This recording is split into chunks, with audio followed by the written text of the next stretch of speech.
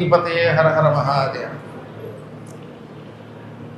కలియుగంలో మాస శివరాత్రి, ఏకాదశులు, అష్టమి, నవమి, భూతాష్టమి పర్వదినము, ఇటువంటి దినములలో ఒంటికి నూనె రాసుకోకుండా కొంచెం జాగ్రత్తగా ఉంటారు కదా. ఒంటికి ఆ రోజు నూనె రాసుకోకూడదు. ఏమేమి తిథులవి?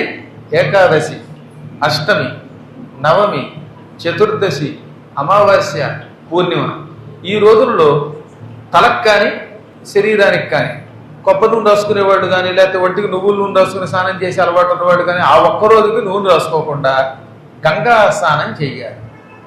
గంగలో స్నానం చేశాక తాము ప్రతిష్ఠించిన లేక గురువుల చేత ప్రతిష్ఠింపబడిన లింగానికి సాష్టాంగ దండ ప్రణామం చెయ్యాలి. ఆ పూట అవకాశం ఉంటే జలంతో అభిషేకం చెయ్యాలి. ఉదాహరణకి ఇప్పుడు మన ప్రణవపీఠంలో అక్కడ మీరంతా లింగాలు ప్రతిష్ఠించుకున్నారు. ఆ లింగ దర్శనానికి ఈ రోజుల్లో ఏదో ఒక రోజు వెళ్ళండి. మీ చేత్తో ఒక్క చుక్క నీరు పోసుకోండి, సాష్టాంగ దండ ప్రణామం చెయ్యండి. వాళ్ళు శివరాత్రి నాడు కాశీ విశ్వనాథుణ్ణి స్వయముగా అర్ధరాత్రి 12 గంటలకి లింగోద్భవ కాలంలో అర్చన చేసుకున్న పుణ్యమును పొందుతారు అన్నారు. లింగోద్భవ కాలంలో విశ్వనాథుడి తాకనిస్తారా? అసలు మనలాంటి వాడు వెళ్ళిస్తారా? ఓ మాదిరి వాడిని. అటువంటిది ఆ లింగములు దర్శనం చేసుకుని చొక్క నీరు పోసి సాష్టాంగ దండ ప్రణామం చేస్తే వాడికి ఆ ఫలం వస్తున్నది.